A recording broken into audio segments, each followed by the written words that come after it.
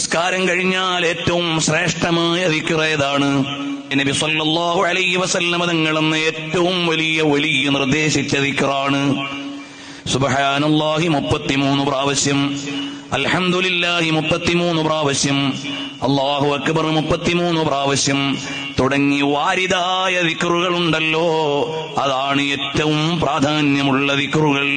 ചില ആളുകൾ ഈ ദിക്റുകൾ ഒഴിവാക്കിയിട്ട് മശായിഖന്മാർ നിർദ്ദേശിച്ച ദിക്റുകൾ ചൊല്ലുന്നവരുണ്ടാകാം, അല്ലെങ്കിൽ ആരെങ്കിലും ഇജാസത്ത് നൽകിയ ദിക്റുകൾ ചൊല്ലുന്നവരുണ്ടാകാം.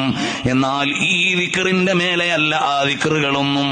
ഏറ്റവും വലിയ ശൈഖാരാണ് അല്ലാഹുവിന്റെ ഹബീബ് മുഹമ്മദുർ റസൂലുള്ളാഹ് സല്ലല്ലാഹു അലൈഹി വസല്ലം തങ്ങൾ നിർദ്ദേശിച്ച ദിക്റിന്റെ സ്ഥാനത്തേക്ക് വേറെ ഒരു ശൈഖും നിർദ്ദേശിച്ച ദിക്ർ എത്തുകയില്ല.